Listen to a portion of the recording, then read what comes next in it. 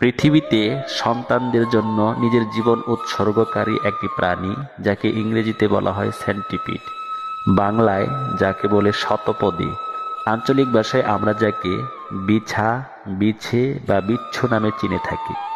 এই প্রাণীটি সন্তান জন্ম দেওয়ার পর যখন সন্তানদেরকে কোলে নিয়ে বসে থাকে, তখন সন্তানেরা ক্ষুধার জ্বালায় মাকে কামড়াতে থাকে। মা এটা হাসি মুখে সহ্য করে। যখন ক্ষুধার তীব্রতা বাড়তে থাকে, তখন সন্তানেরা মাকে কামড়াতে কামড়াতে খাওয়া শুরু করে দেয়। তখনও মা এটা সহ্য করেই যায়। আস্তে আস্তে এক সময় মায়ের জীবনটা চলে যায়।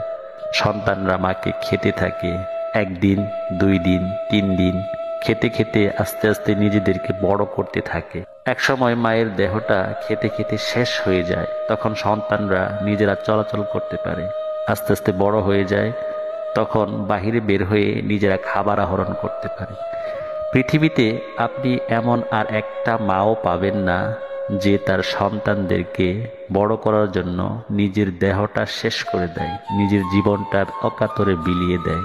মানব সমাজে নারী হয়তো তার সন্তানদের জন্য জীবন উৎসর্গ করে না, এছাড়া বাকি সব সন্তানদের জন্য অকাতরে বিলিয়ে দেয়। নিজের সময়, শখ, আহ্লাদ, সুখ সব বিসর্জন দেয়।